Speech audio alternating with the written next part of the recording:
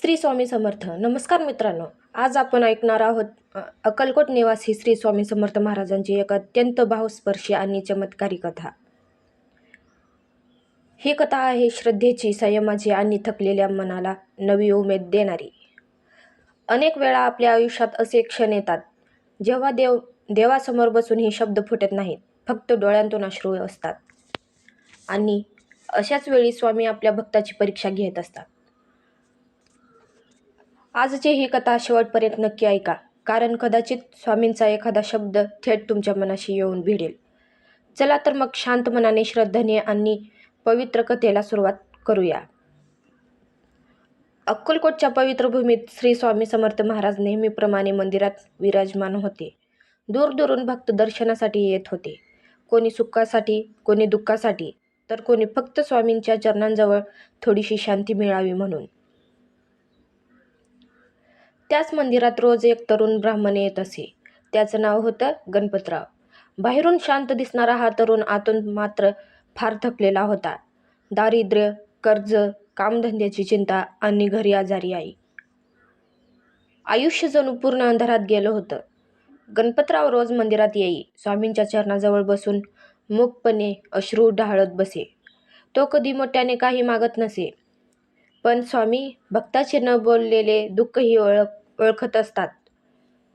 एके दिवशी संध्याकाळची आरती सुरू होती. मंदिरात शांतता होती. आरती संपताच स्वामींनी अचानक काठी आपटली आणि मोठ्याने म्हणाले,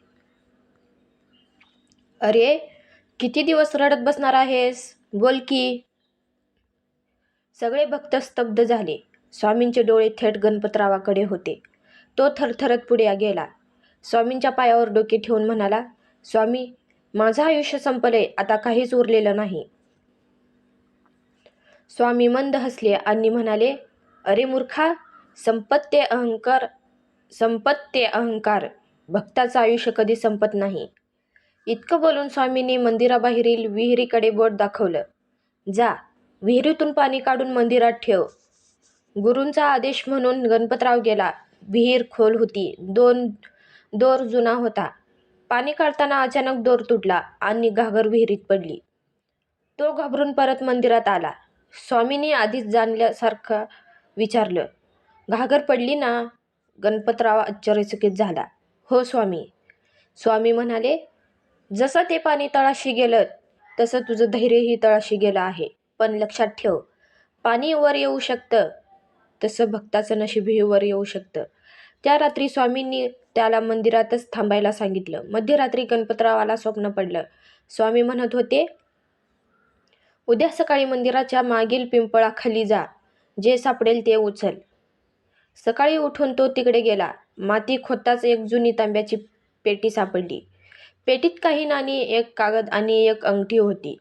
तो थरथरत स्वामींकडे गेला. स्वामी शांतपणे म्हणाले, "ते तुझंच होतं. योग्य वेळ आली म्हणून मिळालं." त्या कागदामुळे त्याला हक्काची ठेव मिळाली. कर्ज फिटलं, आई बरी झाली, आयुष्याला पुन्हा दिशा मिळाली. पण सर्वात मोठा बदल झाला तो मनात. गणपतराव नम्रपणे म्हणाला, "स्वामी, तुम्ही माझं आयुष्य बदललं." स्वामी गंभीरपणे उत्तरले, "मी काहीच बदललं नाही." विश्वास दिला, "उरलेलं तुझ्या श्रद्धेनं केलं." भक्त हो, या कथेचा अर्थ एकच आहे. स्वामी आपल्या भक्तांची परीक्षा घेतात, पण त्यांना कधीच एकटे सोडत नाहीत.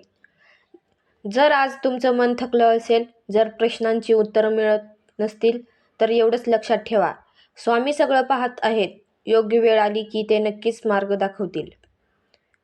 ही कथा तुम्हाला मनापासून आवडली असेल तर व्हिडिओला लाईक करा, कमेंटमध्ये जय स्वामी समर्थ लिहा आणि अशाच भक्तिपूर्ण, भावपूर्ण कथा ऐकण्यासाठी चॅनलला सबस्क्राईब करा.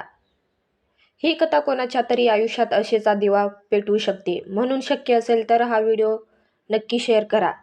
पुन्हा भेटू अशाच एका नवीन श्री स्वामी समर्थ कथेसह. श्री स्वामी समर्थ. भिवू नकोस, मी तुझ्या पाठीशी आहे. धन्यवाद.